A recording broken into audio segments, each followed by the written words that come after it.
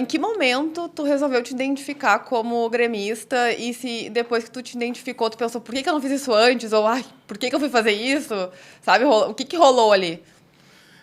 Eu tenho que mostrar o meu outro antebraço aqui, que tem a Manu, que é a minha, Ai, que que é a minha, lindo. a minha, a O minha, nome da a minha minha filha é neta Manu mais também. velha. É a Manu de 5 anos e a Belinha que tem 2.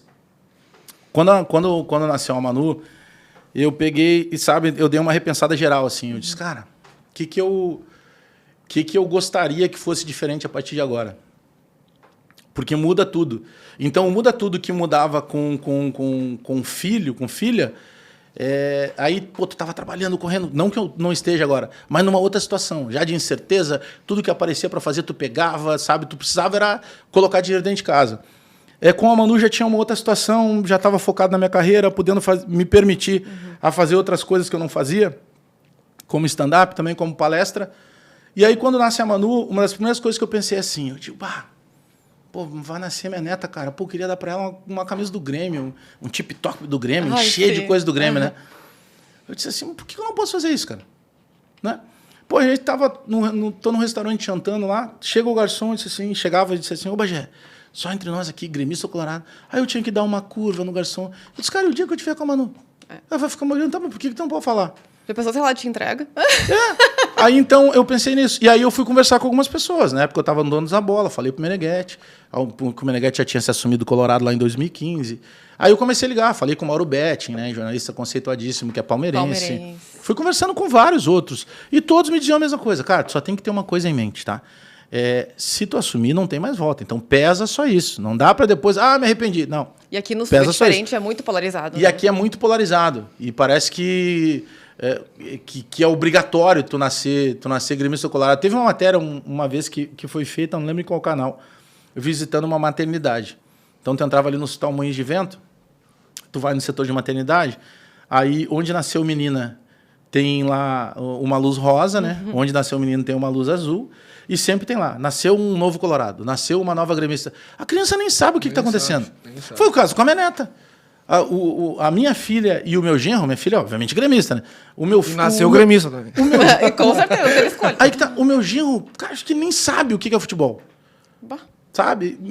Não é no meio de futebol. Mas eu já resolvi que a minha neta tinha que torcer pro Grêmio. E já fui lá e já dei roupa. E eles não vivem esse mundo. Ela sabe que o avô dela é um jornalista esportivo.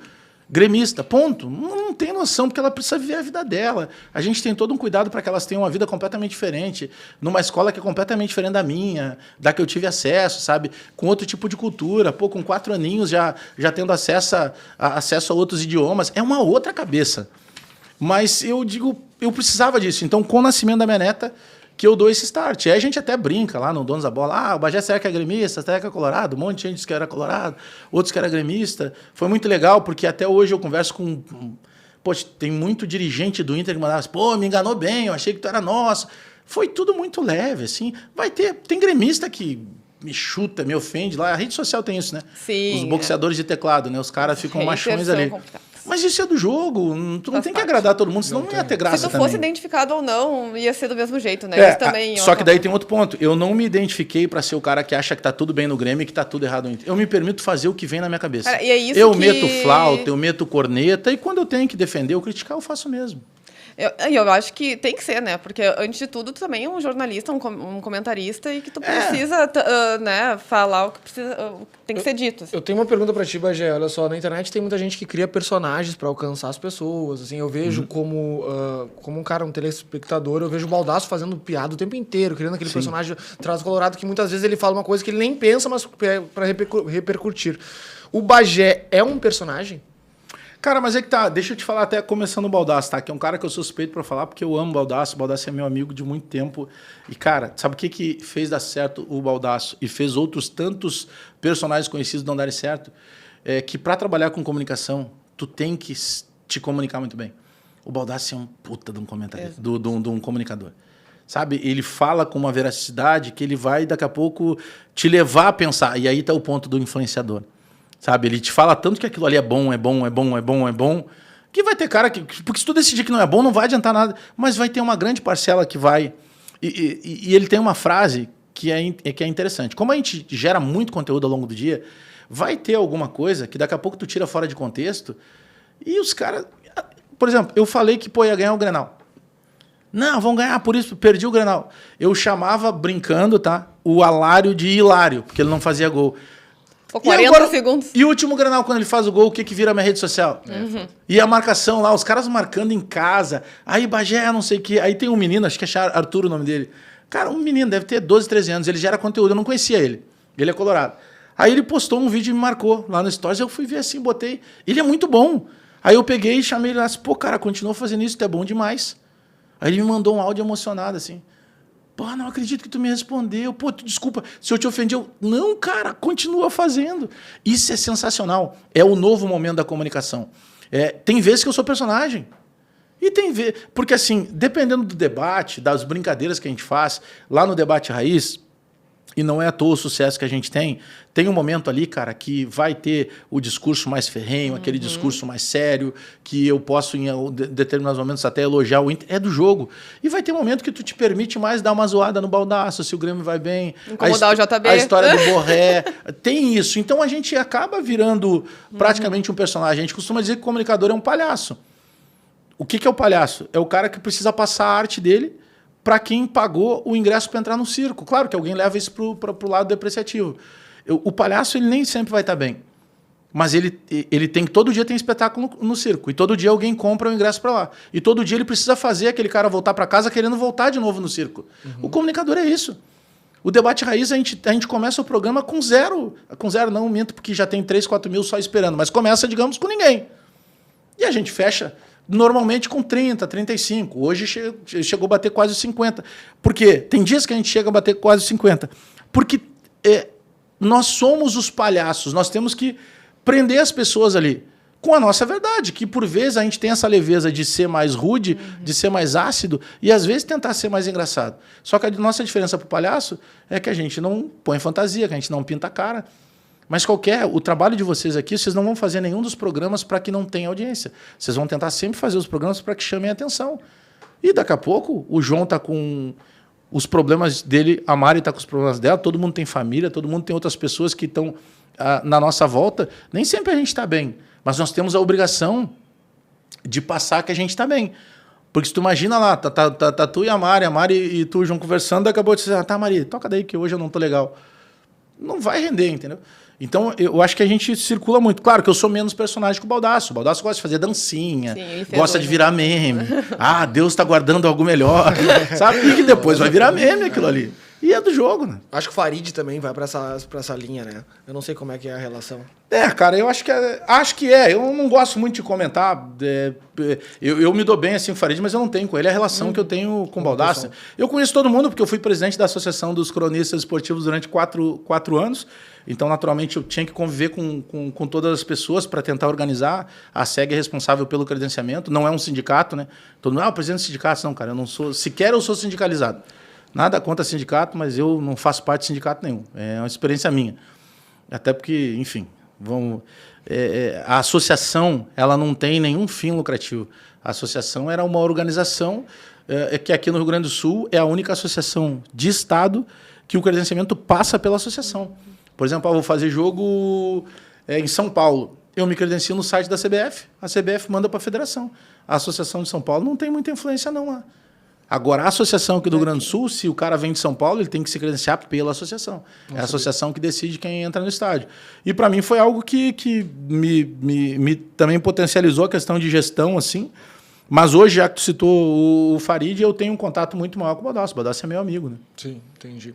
Mas o Farid também acabou levando para mais a questão do personagem, de ser mais meme, que é a parte digital também. Né? Eu lembro de uma frase tua, na verdade, uma palavra que tu falava muito no Donos na época, era Renatice, né? Que a época antes do Renato sair, o Grêmio ter caído e tal. Tu acha que o Renato é um cara que fez o Donos virar o Donos do tempo dos recalcados da bola, que ele falava? Porque o Renato é um figurão, né, cara? Cara, o Renato sabe que tem um setor lá, principalmente de conselheiros do Grêmio, acho que agora o cara já nem é mais conselheiro lá, que ele faz toda uma narrativa que, na verdade, eu sou colorado. Nossa. E que olha a capacidade que o cara vai. E o cara ele é de uma profissão que julga a vida dos outros, para vocês terem uma ideia. Então ele faz uma narrativa, né, que eu sou um colorado. Por quê? Porque quando eu estava na Rádio Grenal, tinha lá um blog chamado Blog Arquibancada Colorada. E eles faziam algumas homenagens. Então, vai ter o jogo Grêmio, Inter e Palmeiras. E é um blog colorado. Hoje o troféu vai ser... A própria camisa 12 do Inter. Hoje o troféu vai ser jornalista Alex Bagé. Toda semana eles faziam isso, né? E quando os caras me homenageavam e me entregavam o troféu, eu ia receber. Isso é uma questão de educação. E na época eu nem era identificado. Só que os caras pegaram essas fotos, não sei o quê. Só que eles perdem tempo comigo pelo seguinte, porque eu digo assim, hoje, sendo identificado, se me chamar, eu vou. O lançamento do livro do Tinga foi dentro do Beira-Rio. O Tinga é meu irmão de vida. Eu me criei com ele. Eu não vou ir lá... Cara, tão de brincadeira, cara. É completamente diferente. Aí teve uma escola de samba que é de Sapucaia, que é Unidos do Capão, só que ela desfilava aqui no Carnaval de Porto Alegre. E eu sou compositor de samba enredo, já tive samba no Rio, São Paulo, aqui. Eu tenho 15 sambas que foram para a Avenida. Só que, para ganhar 15 sambas, eu concorri em 200 sambas. Tu mais perde do que ganha, né? Porque é muito difícil ganhar festival de samba enredo. E aí a Unidos do Capão foi homenagear o Fernandão, depois da morte do Fernandão.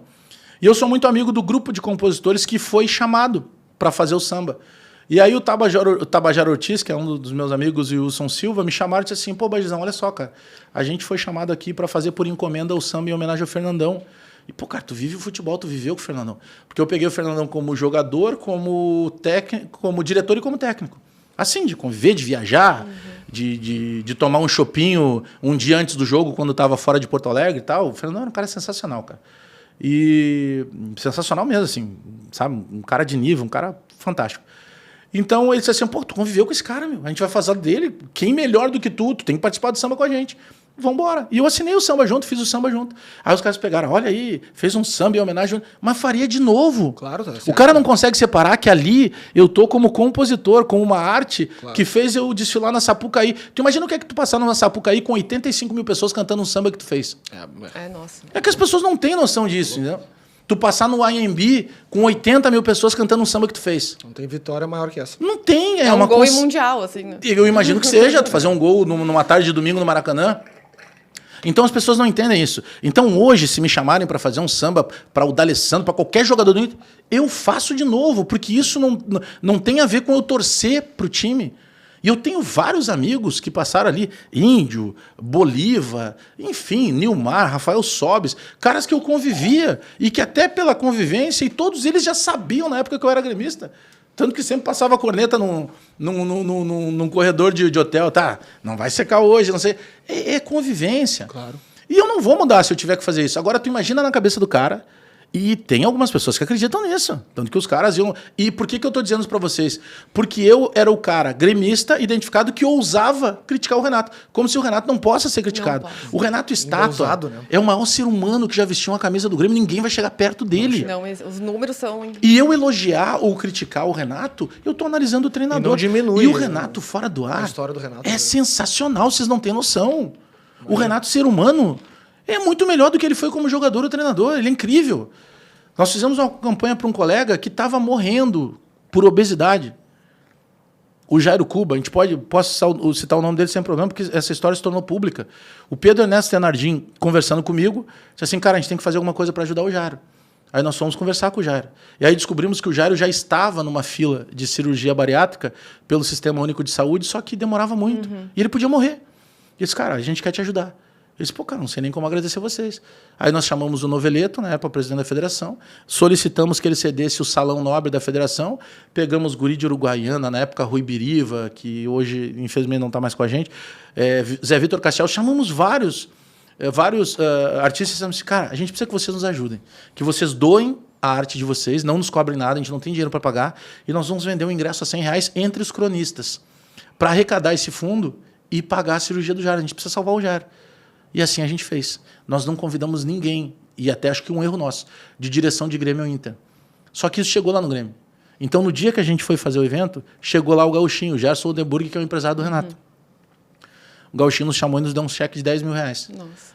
Aí a gente ficou assim, o que foi? Não. O Renato ficou sabendo e está mandando para ajudar. Na época, esses R$10 mil representaram metade da cirurgia do Jairo. Hoje, o Jairo deve ter perdido 200 quilos, eu não estou exagerando, tá? Realmente, ele perdeu quase 200 quilos. Nós salvamos a vida do Jairo. Claro, ele está tratando outros problemas em função de toda aquela vida que ele teve. Mas o Jairo, o Renato ajudou a salvar o Jairo. E o Renato disse mais. Eu estou trazendo... O Gauchinho disse assim, olha, tá dando cheque e está se colocando à disposição para fazer uma exclusiva com o Jairo. Nossa. O Renato raramente... Hoje ele até faz mais. Naquela época ele não falava com ninguém. Ele fez uma exclusiva para o veículo lá de São Léo, acho, não sei de onde é que era o veículo do Jairo. Então, só que isso é uma coisa, esse é o lado humano. Então os caras... Tu imagina a relação que eu tive próxima do Renato, de ser amigo do assessor dele, o Diogo, que mora hoje nos Estados Unidos. Mas a galera não sabe disso. E aí, por tudo o que representa o Renato, e eu acho que em alguns momentos tu tem que ter algum escape de inteligência. Eu não posso jamais chamar o Renato de burro. Eu não chamaria ninguém de burro, mas principalmente o Renato. Eu disse, cara, eu tenho que encontrar uma forma de criticar o Renato e que as pessoas saibam o que eu estou querendo dizer. E aí vem o termo renatice. E depois eu crio os renatistas, né? Que para mim são os caras que torcem mais pro Renato do que pro Grêmio. É verdade. Mas isso é o teu dia a dia. Tá certo. E aí, por exemplo, isso não tinha vindo muito à tona. Aí, na primeira parte ainda, quando eu tinha o meu canal de YouTube, eu gosto de jogar sempre uma bolinha com a rapaziada durante a semana. Um dia eu faço um vídeo e entro para jogar futebol lá na HD, ali do aeroporto. Aí saio do jogo, vou olhar o meu celular, tá bombando um monte de link, os caras, o que tá acontecendo? Aí eu descubro que tinha um canal chamado Futirinhas, que até então eu não conhecia, não tenho acompanhado agora, mas na época eles já tinham, sei lá, 2 milhões de inscritos. São 2 meninos que eles ficam sentados num sofá com uma câmera só, e eles falam do futebol do Brasil inteiro. E aí todo mundo se sente representado, assiste muito. E aí eles tinham assistido um corte do programa. Eles, pô, a gente quer mandar um abraço pro Alex Bagé, que é um jornalista do Grupo Bandeirantes. Pô, muito legal o que ele criou, cara. Aqui, como é que tu chama o teu técnico quando erra? O cara, sai de burro? Aí o cara assim, então, o Bagé não ia falar isso pro cara que é o maior ídolo do time dele. Aí o Bagé começa a dizer que é renatice. O cara, que legal, pô, aproveita e segue o Bagé. Botaram meu arroba, eu ganhei naquela noite acho que 2.500 inscritos, assim. Uau. Sabe? E aí tu começa, pô, cara, isso aqui deu certo. Então são coisas de tu estar atento às situações que... Tu imagina se eu chamo o Renato de burro. Nossa. Sabe? É uma coisa Beira agressiva, a falta de respeito, né? beira a falta de respeito. Aí eu vou dar razão lá pros haters. Não, eu tô criticando o que ele fez, cara. Foi renatice. É tipo, é invenção do Renato. Então tem formas de tu comunicar, sabe? Mas ele bate em vocês, né? Bate. E aí isso que tu lembrou, João, foi o dia que ele chama, que ele diz assim, o programa aquele, vocês são os recalcados da bola. Cara, no outro dia tinha 40 mil pessoas simultâneas, porque os caras queriam ver o que era a nossa resposta, sabe? E aí teve um embate nesse dia, porque quando, na época da Band, nós todos fazíamos TV e rádio. Então o João Batista Filho foi fazer um setor num jogo do Grêmio. E aí ele tá na coletiva, ele faz uma pergunta e ele tá de frente pro Renato. E o Renato começa já, sabe, espinafrar ele. Só que o Renato diz assim, não, porque alguns jornalistas, o JB desafia ele. Pega e diz assim, tá, por que tu não diz o nome de algum? Ele diz, um deles é tu. Então tu imagina, cara. Criou, sabe, aquela, pô, os caras estão batendo de frente com o Renato. E ali explodiu o programa. Nossa. Tá, até o momento que depois tem toda essa mudança. Porque daí eu saio para ir para a RBS. Aí o Meneghetti contrata o Wagner Martins. O Vaguinha não fica muito tempo, porque o Vaguinha já estava muito envolvido com as redes sociais. E aí depois ele sai e volta o Ribeiro e tal, até o momento que todos eles saem. E quando eu saio da RBS, o César é contratado pela RBS para o meu lugar, né? E aí hoje a gente tem lá o Debate Raiz com o Meneghetti apresentando e a bancada eu, o Baldasso JB, e os repórteres, o Matheus Dávila e o Taigor Jank. E isso é sensacional desse momento da comunicação. Todos nós do Debate Raiz saímos do convencional para ficar só no digital.